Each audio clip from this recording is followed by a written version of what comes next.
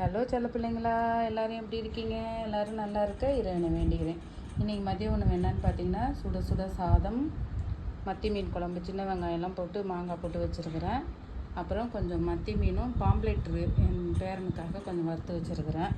அப்புறம் இது பீக்கங்காய் பருப்பு போட்டு கடைச்சல் எனக்காக. இதோட 2 அப்பளம் வச்சுட்டு சாப்பிட்ருவேன் நானுங்க. இதுதான் இன்றைக்கி மதிய உணவு. அப்புறம் என்னென்னு பார்த்தீங்கன்னா, இன்றைக்கி சிபிஎஸ்சி தேர்வும் வந்துருச்சு. +2 ரிசல்ட்டு. நிறையா பசங்க பாஸ் ஆகிருக்காங்க. எல்லாருக்கும் வாழ்த்து சொல்லிடுவோம். ஃபெயிலான பசங்களையும் நம்ம யாரும் திட்ட வேணாம்.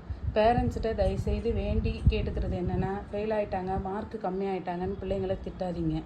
அவங்களோட கெப்பாசிட்டி அவ்வளோதான் அப்படின்னு நினச்சிக்கோங்க. அதனால் அவங்களுக்கு எது தகுந்த மாதிரி கோர்ஸோ அந்த கோர்ஸில் போடுங்க. கண்டிப்பாக அவங்க அதில் ஜெயிச்சு வெற்றி பெறுவாங்கங்க. திட்டுறதுனாலையோ வயிறதுனாலையோ இல்லை அடிக்கிறதுனாலையோ கோவப்படுறதுனாலையோ என்னங்க ஆக போகுது? எதுவுமே ஆகாதுங்க. நம்ம வச்சுருக்கிறது 1ஓ 2ஓ பிள்ளைங்க.